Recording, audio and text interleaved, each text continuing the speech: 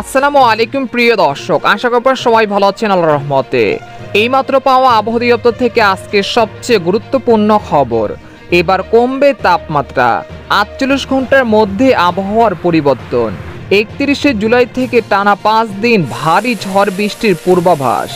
এছাড়া আগামী 24 ঘন্টায় দুই বাংলার বিভিন্ন জেলায় বিক্ষিপ্ত বজ্র বৃষ্টির সম্ভাবনা, এমনটা জানাচ্ছেন আবহাওয়া অধিদপ্তর। আজ ও আগামীকাল কোন কোন জেলার আবহাওয়া কেমন থাকতে পারে এই বিষয়ে কি বলছে আজকের আবহাওয়া রিপোর্টে জানিয়ে দেব। সম্পূর্ণ বিস্তারিত ভিডিওদের সঙ্গে থাকুন। আর আপনি কোন জেলা থেকে আমাদের আবহাওয়ার খবরটি দেখছেন, অবশ্যই আপনার জেলার নামটি আমাদের কমেন্ট বক্সে জানিয়ে দিবেন। আর সবার আগে সবার প্রথম সঠিক আবহাওয়ার খবর জানতে আমাদের চ্যানেলটিকে সাবস্ক্রাইব করে রাখুন। এবার জেনে নিন এক নজরে। আবহাওয়ার পূর্বাভাসে বলা হয়েছে, স্থল নিম্নচাপের প্রভাবে আজ দেশের 6টি অঞ্চলে ঝড়ো হাওয়া সহ বৃষ্টি বা বজ্রসহ বৃষ্টি হতে পারে। একই সঙ্গে চট্টগ্রাম, কক্সবাজার, মংলা ও পায়রা সমুদ্র বন্দরকে 3 নম্বর স্থানীয় সতর্ক সংকেত দেখিয়ে যেতে বলেছে বাংলাদেশের আবহাওয়া অধিদপ্তর।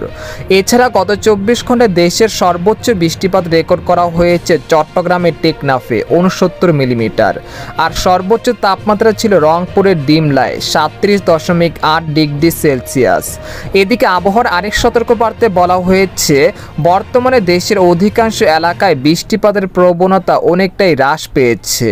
তবে আগামী 30শে জুলাই থেকে আগস্ট মাসের 5 তারিখ পর্যন্ত দেশের বিভিন্ন অঞ্চলে মাঝারি থেকে ভারী বৃষ্টিপাত হতে পারে।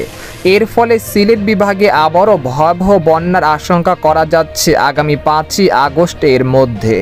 এছাড়া অতিরিক্ত বৃষ্টিপাতের ফলে চট্টগ্রাম বিভাগে পাহাড় ধস বা ভূমিধসের মতো ঘটনা ঘটতে পারে এবং ভারী বৃষ্টিপাতের কারণে বাংলাদেশ ও পশ্চিমবঙ্গের নিচু এলাকাগুলো সাময়িক জলাবদ্ধতার সৃষ্টি হতে পারে। তাই এখন থেকে পূর্ব প্রস্তুতি নিয়ে রাখুন। এদিকে বন্যার পূর্বাভাস, বর্তমানে বন্যা পরিস্থিতি পুরো স্বাভাবিক পর্যায়ে চলে আসছে। তবে আগামী 4 আগস্ট থেকে রংপুর ও সিলেট বিভাগে আবারও ভয়াবহ বন্যার আশঙ্কা করা হচ্ছে। তাই এখন থেকে পূর্ব প্রস্তুতি নিয়ে রাখুন। এদিকে সামুদ্রিক আবহাওয়া, বর্তমানে বঙ্গোপসাগর বেশ উত্তাল থাকায় দেশের সকল সমুদ্র বন্দরগুলোকে 3 নম্বর স্থানীয় সতর্ক সংকেত দেখে যেতে বলা হয়েছে।